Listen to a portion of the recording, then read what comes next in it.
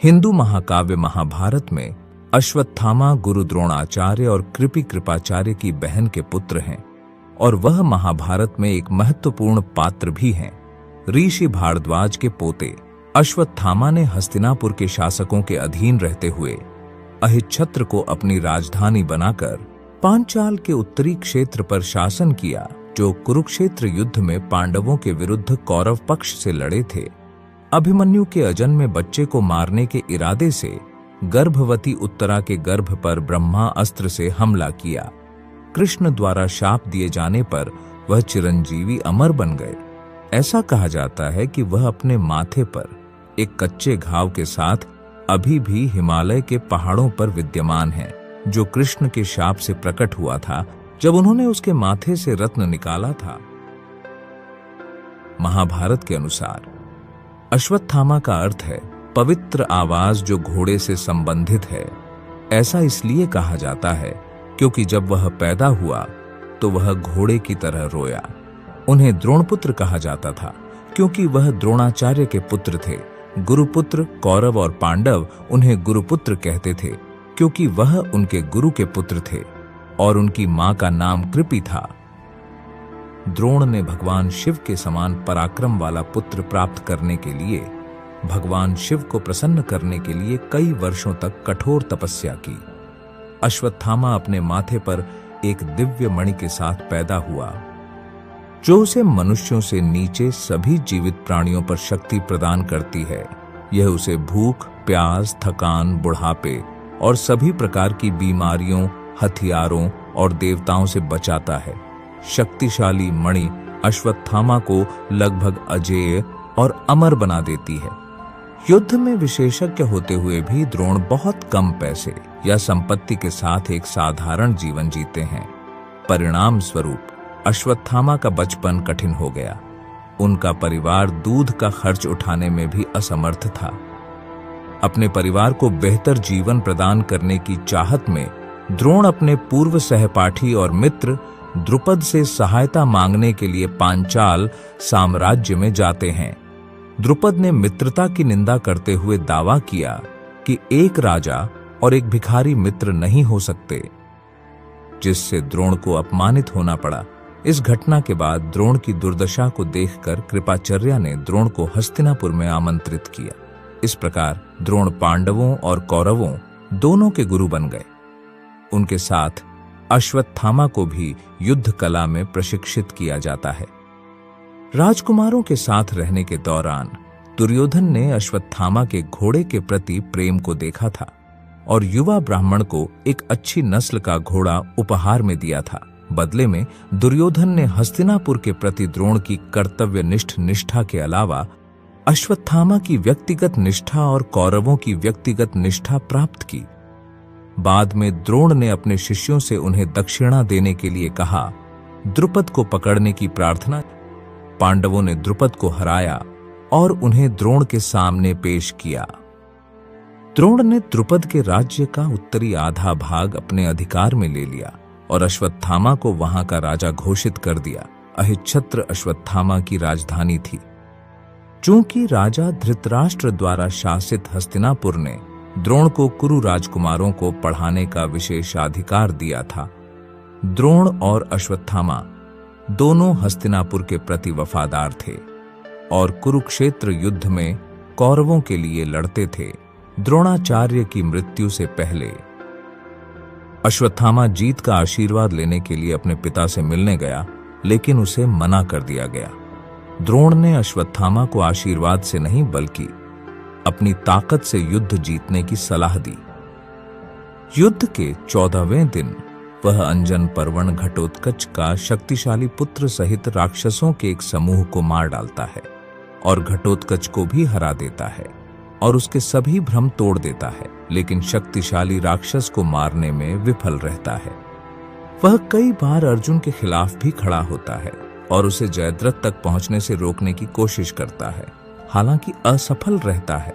जयद्रथ की रक्षा की पूरी प्रक्रिया के दौरान एक समय पर अश्वत्थामा ने अपने सर्वास्त्र बाण का उपयोग करके दुर्योधन के दिव्य कवच और जीवन को सफलतापूर्वक बचाया।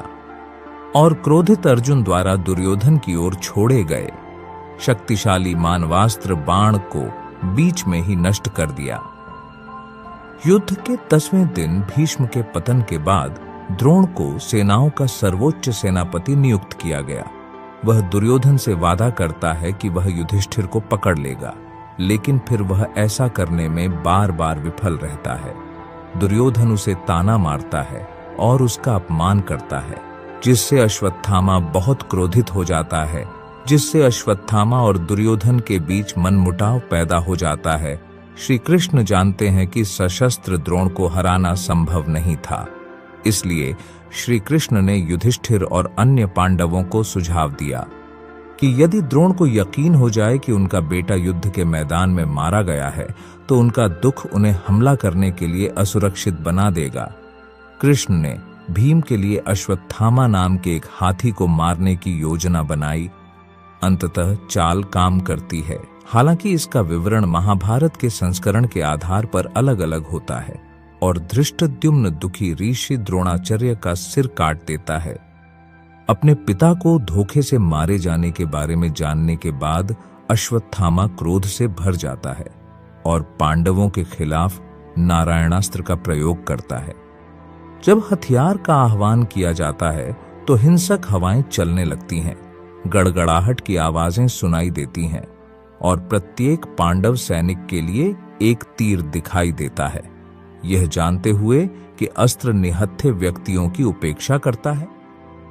श्री कृष्ण ने सभी सैनिकों को अपने रथ त्यागने, निहत्थे होने और हथियार के सामने आत्मसमर्पण करने का निर्देश दिया। अपने सैनिकों को निहत्था करने के बाद अस्त्र बिना किसी हानि के गुजर जाता है। जब दुर्योधन ने विजय की इच्छा से दोबारा हथियार का उपयोग करने का आग्रह किया, तो अश्वत्थामा ने दुखी होकर जवाब दिया कि यदि हथियार का दोबारा इस्तेमाल किया गया तो यह अपने उपयोगकर्ता पर हमला करेगा। कहानी के कुछ संस्करणों में, जैसे नीलकंठ चतुर्धारा संकलन में, नारायणास्त्र पांडव सेना की एक अक्षौहिणी को पूरी तरह से नष्ट कर देता है। हालांकि नारायणास्त्र के प्रयोग के बाद दोनों सेनाओं के बीच भयानक युद्ध होता है। अपने नारायणास्त्र को पांडवों को मारने में विफल देखकर क्रोधित कृपी कुमार अश्वत्थामा अपने रथ पर दृढ़ रहते हैं और अग्नियास्त्र का आह्वान करते हैं और अपने सभी दृश्य और अदृश्य शत्रुओं पर मंत्रों की मदद से उस ज्वलंत बाण को अपने श्रेष्ठ रूप में लॉन्च करते हैं। शक्तिशाली हथियार जल्द ही अर्जुन पर हावी हो जाता है और कई ज्वलंत बाणों के साथ अर्जुन को घेर लेता है और पांडव सेना के भीतर तबाही मचाना शुरू कर देता है। यह दृश्य देखने और स्थिति की गंभीरता को महसूस करने पर अर्जुन अश्वत्थामा के शक्तिशाली अग्नियास्त्र को वश में करने के लिए अपने ब्रह्मास्त्र का उपयोग करता है, लेकिन तब तक अग्नियास्त्र पहले ही हो चुका था। पांडव सेना की एक अक्षौहिणी को नष्ट कर दिया और जला दिया। केवल अर्जुन और श्री कृष्ण ही उस विनाशकारी हमले से बचे, जिसने अश्वत्थामा को गहरा झटका दिया, क्योंकि वह अपने ज्ञान और कौशल पर भ्रम और संदेह के साथ युद्ध के मैदान से बाहर चला गया। बाद में अश्वत्थामा ने सीधे युद्ध में धृष्टद्युम्न को हरा दिया, लेकिन उसे मारने में असफल रहा, क्योंकि सात्यकी और भीम ने अपने पीछे हटने की प्रक्रिया को कवर किया। इस प्रक्रिया में भीम और सात्यकी दोनों अश्वत्थामा के खिलाफ लड़ाई में शामिल हो गए। क्रोधित कृपी कुमार ने दोनों योद्धाओं को हरा दिया और उन्हें युद्ध के मैदान से भी पीछे हटने पर मजबूर कर दिया। 16वें दिन का युद्ध साधारण लेकिन शक्तिशाली धनुष का उपयोग करके अश्वत्थामा ने एक साथ लाखों तीर चलाए, जिसके परिणाम स्वरूप स्वयं अर्जुन स्तब्ध रह गया। फिर कुछ समय बाद अश्वत्थामा फिर से अर्जुन पर हावी हो जाता है, क्योंकि वह खून से नहा रहा होता है। लेकिन अंत में कोई अन्य विकल्प न होने पर अर्जुन उसके घोड़ों को भेद देता है और घायल घोड़ा अश्वत्थामा को अर्जुन से दूर ले जाता है और उसके हथियार भी समाप्त हो जाते हैं। पांड्य साम्राज्य के राजा मलयध्वज पांडवों के सबसे शक्तिशाली योद्धाओं में से एक, अश्वत्थामा के खिलाफ शानदार ढंग से लड़ते हैं। उनके बीच तीरंदाजी के एक लंबे द्वंद्व के बाद अश्वत्थामा मलयध्वज को कारहीन, हथियारहीन बना देता है। और उसे मौके पर ही मारने का अवसर प्राप्त करता है, लेकिन वह उसे अधिक लड़ाई के लिए अस्थायी रूप से छोड़ देता है। फिर मलयध्वज एक हाथी पर अश्वत्थामा के खिलाफ आगे बढ़ता है और एक शक्तिशाली भाला फेंकता है जो अश्वत्थामा के मुकुट को नष्ट कर देता है। तब अश्वत्थामा ने मलयध्वज का सिर और भुजाएं काट दी और मलयध्वज के 6 अनुयायियों को भी मार डाला। यह देखकर कौरवों के सभी महान योद्धा अश्वत्थामा के कृत्य की सराहना करने लगते हैं। दुशासन की भयानक मृत्यु के बाद अश्वत्थामा ने हस्तिनापुर के कल्याण को ध्यान में रखते हुए दुर्योधन को पांडवों के साथ शांति बनाने का सुझाव दिया। बाद में भीम द्वारा दुर्योधन को मार गिराए जाने और मृत्यु का सामना करने के बाद कौरव पक्ष से बचे अंतिम 3 योद्धा अश्वत्थामा, कृपाचार्य और कृतवर्मा। अश्वत्थामा ने दुर्योधन का बदला लेने की शपथ ली। अश्वत्थामा ने रात में पांडवों के शिविर पर हमला करने की योजना बनाई। उसके बाद अश्वत्थामा शिविर में प्रवेश करता है। वह सबसे पहले पांडव सेना के सेनापति और अपने पिता के हत्यारे धृष्टद्युम्न को लात मारकर जगाता है। अश्वत्थामा आधे जागे हुए धृष्टद्युम्न को पीटता है और उसका गला घोंट देता है, क्योंकि राजकुमार हाथ में तलवार लेकर मरने की इजाजत मांगता है और अंततः उसका दम घुटने से मौत हो जाती है। अश्वत्थामा शिखंडी, युद्धामन्यु, उत्तमौजा और पांडव सेना के कई अन्य प्रमुख योद्धाओं सहित शेष योद्धाओं को मारने के लिए आगे बढ़ता है। अश्वत्थामा 11 रुद्रों में से एक के रूप में अपनी सक्रिय क्षमताओं के कारण सुरक्षित रहता है और घोर कालरात्रि में कृपाचार्य तथा कृतवर्मा की सहायता से पांडवों के बचे हुए वीर महारथियों को मार डाला। केवल यही नहीं, उसने पांडवों के 5 पुत्रों के सिर भी काट डाले। अश्वत्थामा के इस कुकर्म की सभी ने निंदा की। जो लोग अश्वत्थामा के क्रोध से भागने की कोशिश करते हैं, उन्हें शिविर के प्रवेश द्वार पर कृपाचार्य और कृतवर्मा द्वारा काट दिया जाता है। वध के बाद तीनों योद्धा दुर्योधन को ढूंढने निकले। उन्हें सभी पांचालों की मृत्यु के बारे में बताने के बाद उन्होंने घोषणा की कि पांडवों के पास कोई पुत्र नहीं है जिसके साथ वे अपनी जीत का जश्न मनाते हैं। दुर्योधन को बहुत संतुष्टि महसूस हुई और उसने अश्वत्थामा द्वारा उसके लिए वह करने की क्षमता का बदला लिया जो भीष्म, द्रोण और कर्ण नहीं कर सके। पांडव और कृष्ण जो रात के दौरान दूर थे, अब अगले दिन सुबह अपने शिविर में लौट आए। इन घटनाओं की खबर सुनकर युधिष्ठिर बेहोश हो गए और पांडव गमकीन हो गए। भीम गुस्से में द्रोण के पुत्र को मारने के लिए दौड़े। वे उन्हें भागीरथ के तट के पास ऋषि व्यास के आश्रम में पाते हैं। अब उत्तेजित अश्वत्थामा ने पांडवों को मारने की शपथ पूरी करने के लिए घास के एक छोटे से तिनके से उनके खिलाफ ब्रह्मशिरा का आह्वान किया। श्री कृष्ण ने अर्जुन से अपनी रक्षा के लिए अश्वत्थामा के खिलाफ एंटी मिसाइल के रूप में ब्रह्मशिरा फायर करने के लिए कहा। व्यास हस्तक्षेप करते हैं और विनाशकारी हथियारों को एक दूसरे के खिलाफ टकराने से रोकते हैं। वह अर्जुन और अश्वत्थामा दोनों से अपने हथियार वापस लेने के लिए कहते हैं। अर्जुन यह जानते हैं कि ऐसा कैसे करना है। अर्जुन इसे वापस ले लेता है। अश्वत्थामा ब्रह्मास्त्र को चलाना तो जानता था, पर उसे लौटाना नहीं जानता था।